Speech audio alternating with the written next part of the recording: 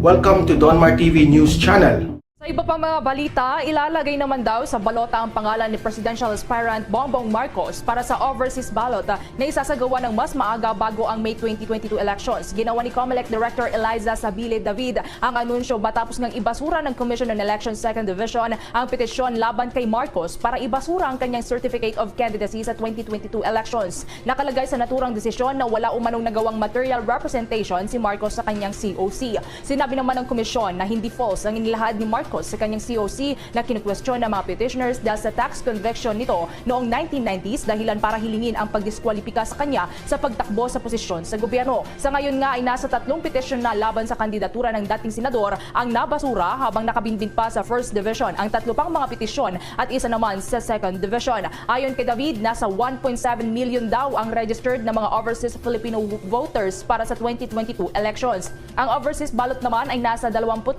inches ang haba dahil ang mga national candidate lamang ang nakalagay dito. Kabilang na ang mga tumatakbong presidente, vice-presidente, senador at party list group. Ang petisyon laban kay Marcos ay nag-ugat nga sa sinasabing conviction nito ng 4 na bilang ng tax code dahil daw sa kabiguang maghain ng income tax returns mula 1982 hanggang 1985. Sa issue naman ng endorsement, wala pa ba inilabas itong Malacanang? Malapit-lapit na yung kampanya pero yung hinihintay ngayon ng taong bayan yung i-endorso ng ating administrasyon na kandidato. Wala pa. Parang naglalaro pa Pangulo siguro. Tumitingin pa kung sino yung medyo sure win o kaya yung sa kanyang paniwala ay magpapatuloy sa kanyang nasimulan.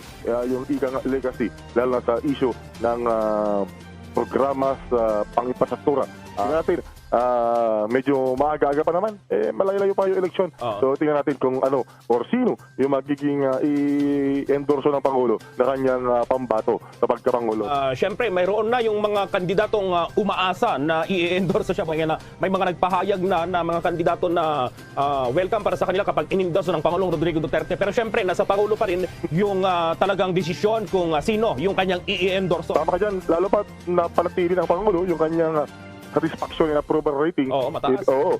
So kung parang hindi suicide approval o suicide endorsement yung kanyang i-endorso. Ibig sabihin, kapag ikaw ay i-endorso ng Pangulo Duterte ngayon, kumbaga parang may puntos papor sa'yo kung ikaw ay kandidato. Dahil malaki yung kanyang approval at satisfaction rating. So tingnan natin. Kaya nga lahat actually umaasa na ma-endorso. Walang nagsabi na ayaw ko yan. Sabi nila, yung mga kandidato sabi welcome daw o kaya gusto rin nila na kung sakali na i-endorso sila ni Pangulong Duterte sa eleksyon. Oo, yung kanyang rating sa ngayon ay hindi maituturing sa mga nagdaang administrasyon na yung tinatawag na lame duck. Talagang natili na forced to reckon with ika nga yung si Pangulong Duterte sa kanyang survey ratings. Hindi katulad sa iba noon. Managdang mga administrasyon na kapag medyo pababa na sila, ay bumabagsak na. Pero siya, hindi pa siya ituring na lame duck president. Ito ang nakakagulat. Viral ngayon sa mundo ng social media ang di umano'y balitang kumpirmadong sosuporta na nga daw di umano ni 4th District Representative na walang iba kundi si Rosie Torres Gomez, ang dating senador si Bongbong Marcos Jr. sa pagtakbo nito sa pagkapangulo ng Republika ng Pilipinas sa darating na 2022 national election. Ito nga'y matapos maglabas ito ng kanyang official statement kung saan kanya nga di umano sinabi ng dating senador si Bongbong Marcos Jr. daw di umano ang nag-iisang pangulo na kailan may hindi natin naging pangulo ng Republika ng Pilipinas. Kaya naman ayon di umano sa marami sa ating mga kababayan ay ito na nga daw di umano ang kanyang paraan para iparating sa publiko na ang kandidatong kanyang sosuporta at walang iba kundi ang dating senador na si Bongbong Marcos Jr. sa pagkapangulo ng Republika ng Pilipinas. Ito ang mainit na balitang pinuputakti ngayon ng samot-saring komento mula sa marami sa ating mga kababayan at marami nga sa kanila ngayon ang hindi napigilan ng kanilang sarili na maglabas ng kanilang hinaing at komento sa mundo ng social media. Muli balitang kumpirmadong sosuporta na nga daw di umano ng 4th District Representative na walang iba kundi si Rosie Torres Gomez, ang dating senador si Bongbong Marcos Jr. sa pagtakbo nito sa pagkapangulo ng Republika ng Pilipinas. Ito nga'y matapos maglabas di mo ng kanyang official statement si Lucy Torres Gomez kung saan ay kanyang di mo sinabi na talagang ang dating senador si Bongbong Marcos Jr. lang daw di umano ang nag-iisang politikong nagtataglay ng mga katangiang dapat taglayin na magiging susunod nating leader at yun ay deserve niyang maging susunod na Pangulo ng ating mahal na bayan. Ayon pa di mo si marami sa ating mga kababayan ay siya lang naman daw talaga ang nag-iisang politikong nagtataglay ng mga katangiang dapat taglay na magiging susunod nating leader at yun ay katulad ni Pangulong Rodrigo Roa Duterte na matapang, matalino at may tunay at totoong pagmamahal sa ating mahal na bayan. Matatandaan kamakailan lamang na marami ang bumilib sa naging diretsang mensahe ng actress turned politician na si Lucy Torres Gomez sa tila sumapul sa mga kritiko ni Pangulong Rodrigo Roa Duterte na kabilang nga di mo dito si Senator Richard Dick Gordon matapos mambabatikos ito sa kasalukuyang pamahalaan na pinamumunuan ngayon ni Pangulong Rodrigo Roa Duterte. Tulad ng marami sa ating mga kababayan na nakakapanood ng nasabing Senate hearing ay tila wala ng araw nakikitang respeto at kooperasyon ng ilang mga public officials, particular na nga dito ang nasabing Senate hearing kung saan ay puro aligasyon ang binabato sa mga or ibinabato sa kasalukuyang pamahalaan na pinamumunuan ngayon ni Pangulong Rodrigo Roa Duterte. Tulad daw na nangyaring Senate hearing kung saan ay walang pakundangan na isinisisi ng ilang mga senador kay Pangulong Rodrigo Roa Duterte, hindi lamang ng mga pandemya kundi ang ilang mga aligasyon at korupsyon na mapagsa hanggang ngayon ay hindi pa man din di umano napapatunayan. Sa naging talumpati na ito ni Representative Lucy Torres Gomez ay tila sampol sa tinaguriang number 1 kritiko ni Pangulong Rodrigo Roa Duterte na walang iba kundi si Richard Dick Gordon. Ayon pa di umano sa naging official statement ni 4th District Representative Lucy Torres Gomez kung saan kanya nga di umano sinabi na talagang dating senador na si Bongbong Marcos Jr. lamang daw nag-iisang politikong karapat-dapat na maging susunod na Pangulo ng Republika ng Pilipinas. Ang Lucy Torres Gomez posted, "You may be one of the best president the Philippines has ever had. On the matter of the presidency, it's really an act of destiny. It's one of those things that only God knows and only time will tell. And I just like to say that if it is God's plan for BBM or Bongbong Marcos to be our next president, may you be one of the best this country has ever had. And I wish you well. I wish you every success and you being the most verified perhaps also because you are the most popular. For every course a blessing." And sa naging komento na ito or sa naging official statement na ito ni Lucy Torres Gomez ay kumpirmadong kanya nga di mo nang sinabi na talagang walang ibang politikong karapat dapat na maging susunod na Pangulo ng ating mahal na bayan kundi ang dating senador si Bongbong Marcos Jr. lamang. Kasi ayon di mo sa marami sa ating mga kababayan ay ang dating senador si Bongbong Marcos Jr. lamang daw ang nagtataglay ng mga katangiang dapat taglay na maging susunod nating leader at yun ay katulad ni Pangulong Rodrigo Roa Duterte na matapang, matalino at may tunay at totoong pagmamahal sa ating mahal na bayan. Matatandaan kamakailan lamang din na sa lahat ng ginawang survey online na ang palaging nangunguna sa lahat ng mga pagpipilian bilang susunod nating leader ng ating mahal na bayan walang iba kundi ang dating senador na si Bongbong Marcos Jr. Ito nga daw di mo ng isa sa mga patunay na talagang ang dating senador si Bongbong Marcos Jr. lamang daw ang gusto nilang maging susunod na Pangulo ng Republika ng Pilipinas at wala ng iba pa.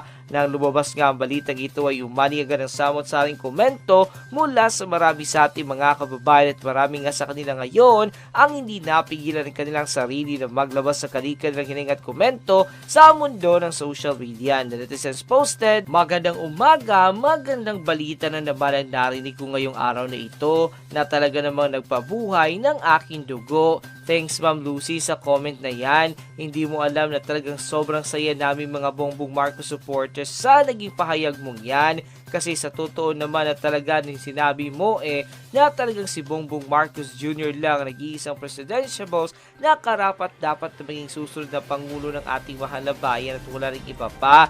Kaya payo ko sa ibang mga politiko dyan na nagbabalak na tumakbong Pangulo ng ating mahal na bayan ay handa na ninyo ang inyong mga sarili kasi nga hindi basta-basta ang makakalaban nyo. Lalo na ngayon na marami sa kanilang tao or maraming kilalang tao ang sumusuporta sumusuporta kay Bongbong Marcos Jr. Mga kilalang tao nga sinusuporta na siya. Ano na lang kaya kami mga simpleng mamamayan ng bansa? Kaya naman ngayon pa lang ay kinukumpirma na namin na wala kaming ibang susuporta na kandidato sa pagkapangulo kundi si Bongbong Marcos lang. #Bongbong for the win. Wala na, finish na, ha ha ha. Yan lang talaga ang masasabi ko nung mabasa ko ang statement ni Ma'am Lucy. Kasi 101% totoo naman lahat ng kanyang sinabi na si Bongbong Marcos lang ang karapat-dapat na maging susunod na Pangulo ng ating mahal na bayan. Kaya payo ko sa ibang mga presidentiables dyan na naghahangad na maging susunod na Pangulo ng ating mahal na bayan, pag-isipan nyo ang mabuti ang kung itutuloy nyo pa ba ang pagtakbo nyo or hindi na.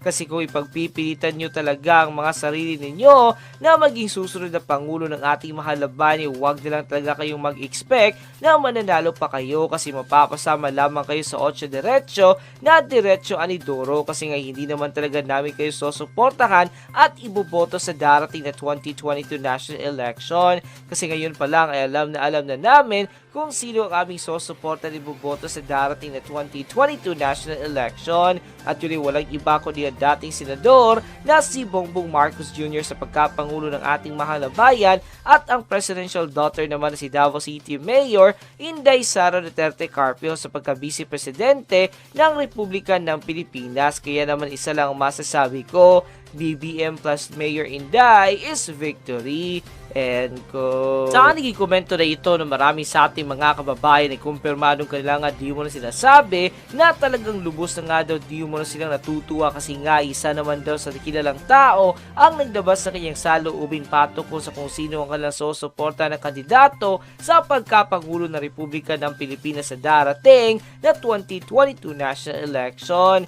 At ayon nga di mo sa kanila ay ang mas ikinatuwa pa nila ay ang dating senador si Bongbong Marcos Jr. ang sumusuportahan si Lucy Torres Gomez sa darating na halalan. Kaya naman payo na marami sa ating mga kababayan sa ibang mga presidentiables at vice presidential aspirant ay huwag na lamang daw nilang ituloy ang kanilang planong pagtakbo sa higher position kasi nga hindi naman daw talaga sila mananalo kasi nga ay matagal na daw di mo silang mulat sa katotohanan at matagal na daw di mo nilang alam kung sino o anong klaseng pagkataong meron ng mga ito at yung pagkatao daw di mo na iyon na hindi dapat pagkatiwalaan na maging susunod ng mga leader ng ating mahal na bayan. Pero kung pipilitan daw di mo nila ang kanilang sarili o ang kanilang kagustuhang tumakbo sa higher position sa darating na 2022 national election ay handa na lang daw di mo nila ang kanilang mga sarili kasi nga ay matitikman na daw di mo nila ang sakit na kanilang pagkatalo sa darating na 2022 national election. Kasi nga daw ay hindi naman daw di mo sila mananalo at mapapasama lamang daw di mo sila sa 8 diretso na diretso anidoro kasi nga hindi naman daw di mo nila ito susuporta ni boboto sa darating na 2022 national election. Kasi ayon di mo sa kanila ay ngayon pa lamang daw ay alam na daw di mo nila kung sino ang kanilang susuporta ni boboto sa darating na halalan at yun ay walang iba kundi ang dating senador si Bongbong Marcos Jr. sa pagkapangulo ng Republika ng Pilipinas at ang presidential daughter naman na si Davao City Mayor Inday Sara Duterte Carpio sa pagka-vice presidente ng Republika ng Pilipinas. At yun na nga mga kabanat, ano na ang masasabi mo? Kung kayo ang tatanungin ano na ang masasabi mo sa balitang ito, kung saan kumpirmadong susuporta na nga daw di umano ng 4th District Representative na walang iba kundi si Lucy Torres Gomez, ang dating senador si Bongbong Marcos Jr. sa pagtakbo nito sa pagkapangulo ng Republika ng Pilipinas. At ano rin ang masasabi mo sa naging pagkumpirma ng marami sa ating mga kababayan kung saan ay ayon nga di mo sa kanila ay ngayon pa lamang daw ay alam na nila kung sino ang kanilang susuporta na iboboto sa darating na 2022 national election. At yun ay katulad ni Pangulong Rodrigo Roa Duterte na matapang, matalino at may totoo at tunay na pagmamahal sa ating mahal na bayan. At ang mga politiko daw di mo na iyon ay walang iba kundi ang dating senador na si Bongbong Marcos Jr. at ang presidential daughter naman na si Davao City Mayor Inday Sara Duterte Carpio.